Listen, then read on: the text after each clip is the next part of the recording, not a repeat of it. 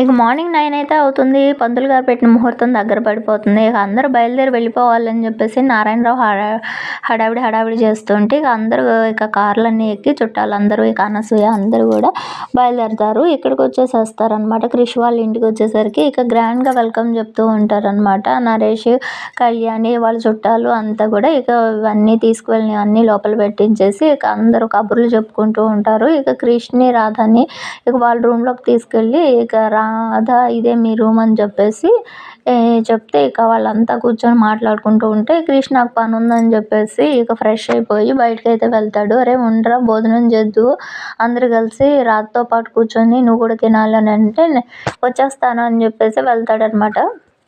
ఇక అలా వెళ్ళిన క్రిష్ నైట్ 10 అయినా రాడు. ఇక వీళ్ళంతా హడావిడిగా మాట్లాడుకుంటూ కబుర్లు చెప్పుకుంటూ అలా టైం అంతా అయిపోతుంది. ఈవినింగ్ 6, 7 అవుతుంది. ఇక మేము బయలుదేరుతాము బావగారు అని చెప్పి నారాయణరావు, కళ్యాణి చుట్టాలు వీళ్ళంతా బయలుదేరిపోతారు.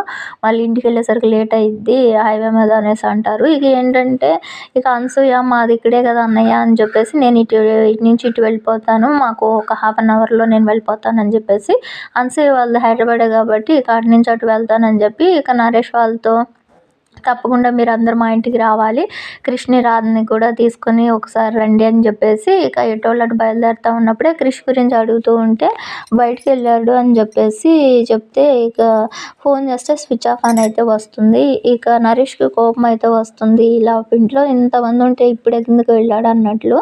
ఇక వాళ్ళు వెళ్ళాక ఏదో ఫ్రెండ్స్ ఉంటారు కదా, అయినా 20 రోజుల నుంచి మీ ఊర్లోనే ఉన్నాం కదా, పెళ్ళి అని చెప్పి తీసుకొచ్చి పెళ్లి చూపులకని వచ్చిన వాళ్ళం, పెళ్ళి అయిన తర్వాత ఇప్పుడే కదా మళ్ళీ మా ఊరు వచ్చింది.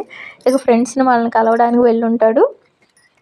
పర్లేదులే బావగారు అని చెప్పేసి అంటే ఇక అమ్మాయికి జాగ్రత్తలు అవి చెప్పేసి వీళ్ళు బయలుదేరి ఎటోళ్ళు అటు వెళ్ళిపోతారు. ఇక నరేష్ కళ్యాణిని పిలిచి ఎక్కడే వాడు అని చెప్పేసి తిడుతూ ఉంటాడు అనమాట. ఏంటండి ఇంకా చిన్నపిల్లాడు అనుకుంటున్నారు, అలా తిడుతున్నారు, 20 రోజుల పాటు ఆ ఊర్లోనే పెట్టేసి ఉంచేశారు, ఇప్పుడు ఫ్రెండ్స్ ఉంటారు, పార్టీలు అలాంటివి ఉంటాయి కదా, వాడే వస్తాడు, నేను ఫోన్ చేసి చూస్తాను, వాళ్ళ ఫ్రెండ్స్కి కూడా త్వరగా రమ్మని చెప్తాను, మీరు వెళ్ళి రెస్ట్ తీసుకోండి, మార్నింగ్ నుంచి అలసిపోయారని చెప్పేసి నరేష్ని పంపించేసి ఇక క్రిష్ వాళ్ళ ఫ్రెండ్స్కి కాల్ చేసి ఎక్కడ ఉన్నారో వాడిని త్వరగా పంపించండి, వాళ్ళ డాడీ అసలు ఊరుకోవట్లేదని చెప్పేది.